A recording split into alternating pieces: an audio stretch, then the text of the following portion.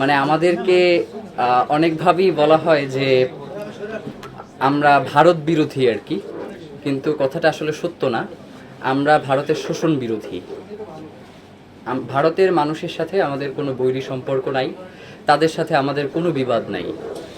ভারতের রাষ্ট্রযন্ত্র বাংলাদেশকে দীর্ঘকাল ধরে যেই শোষণ করে আসছে, আমরা মূলত আমাদের অবস্থান সেইটার বিরুদ্ধে।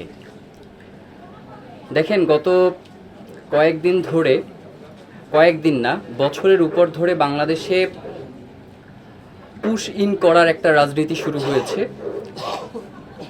এবং ধারণা করা হচ্ছে যে এইটা খুব তাড়াতাড়ি শেষ হচ্ছে না।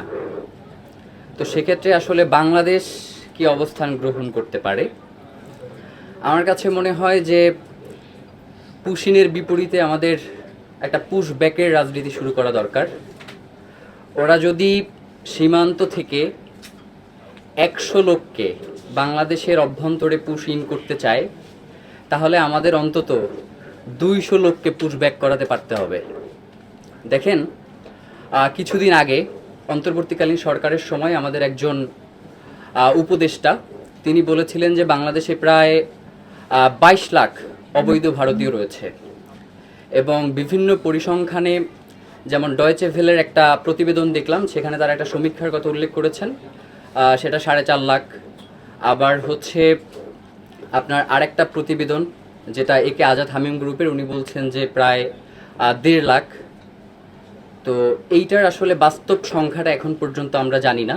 তো এই মুহূর্তে আসলে বাংলাদেশে অবৈধ ভারতীয় সংখ্যা কত রয়েছে সেটা আমাদের জন্য জানা অত্যন্ত জরুরি এবং এই ব্যাপারে আমাদের পদক্ষেপ গ্রহণ করাটাও জরুরি। শুধুমাত্র সীমান্তে বিজিবির উপরে পুরো ব্যাপারটা ছেড়ে দিলে আসলে এই জায়গাটাতে আমাদের জন্য কষ্টকর হয়ে যাবে। তো সেই ক্ষেত্রে আমাদের দুইটা জিনিস, আমার যেটা মনে হয় যে এই দুইটা জিনিস এই ক্ষেত্রে আসলে চাইলে কোনো একটা ভূমিকা পালন করতে পারবে। প্রথমত যেটা, সেটা হচ্ছে সীমান্তে, যেমন গতকালকের আমি একটা রিপোর্ট করলাম, সেখানে লেখা রয়েছে যে সীমান্তে দারিদ্র মানুষের একটা বসবাস রয়েছে। তো ভারতের বিএসএফের পক্ষ থেকে তাদেরকে আর্থিক প্রলোভনের মাধ্যমে বিভিন্ন পর্যায় থেকে এই পুশিন করতে বাংলাদেশের সীমান্তবর্তী নাগরিকদেরকেও ব্যবহার করা হচ্ছে। তো তাদেরকে যদি কোনোভাবে নিয়ন্ত্রণের মধ্যে নিয়ে আসা যায় এবং চোরাচালান বন্ধে যদি কার্যকরী কোনো পদক্ষেপ গ্রহণ করা যায়, তাহলে আমার কাছে মনে হয় যে এই পুশ ইনের যে ব্যাপারটা, সেখানে আমরা হয়তো কিছু একটা ভূমিকা পালন করতে পারবো বলে মনে হয়। আরেকটা জিনিস যেটা, সেটা হচ্ছে 5ই আগস্টের পরে বাংলাদেশে ভারতীয় পণ্য বয়কটের একটা ডাক এসেছিল এবং সেটা অনেকাংশেই কার্যকরী ভূমিকা পালন করেছিল।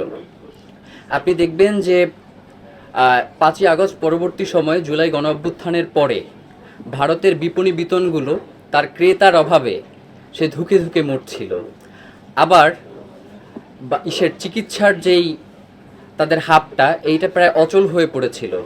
তো সেই ক্ষেত্রে কি বাংলাদেশ খুব বেশি ক্ষতির সম্মুখীন হয়েছিল? তো আমার কাছে মনে হয় যে এই জিনিসটাকে আবার সামনে নিয়ে আসা যেতে পারে এবং ওদের রাজনীতি দিয়ে ওদেরকে ঘায়েল করার একটা প্রচেষ্টা আমাদের করা যেতে পারে। যেমন দেখেন, এই যে ভারতে গরু চোরাচালানের কথা বলা হয় এবং যখনই সীমান্তে আমাদের ভাইদেরকে হত্যা করা হয়, তখন তারা বিএসএফের পক্ষ থেকে একটা বাণী বারবার বলা হয় যে আত্মরক্ষার স্বার্থে তারা গুলি করেছে। মানে তাদের বক্তব্যটা সারমর্ম এই রকমের যে সীমান্তে গরুর জন্ম হয়, এরপরে বাংলাদেশ ওইখান থেকে গিয়ে নিয়ে আসে। মানে এই যে মহারাষ্ট্র বা হচ্ছে হরিয়ানা থেকে শত শত মাইল এই গরুগুলোকে হাঁটিয়ে ট্রাকে করে যে নিয়ে আসা হয় এবং সীমান্ত থেকে যে এটার চোরাচালান করা হয়, এইখানে মূলত একটা যৌথ কর্ম হয় যেখানে ভারত বিক্রেতা এবং বাংলাদেশ ক্রেতা। তো সেইখানে শুধুমাত্র সীমান্তে যে বাংলাদেশি নাগরিকদেরকে দিনের পর দিন হত্যা করা হচ্ছে এবং আমরা শুধু সংখ্যাটা গণনা করছি এবং গড়ে প্রতি বছর এই সংখ্যাটা 30-এর কম না। মানে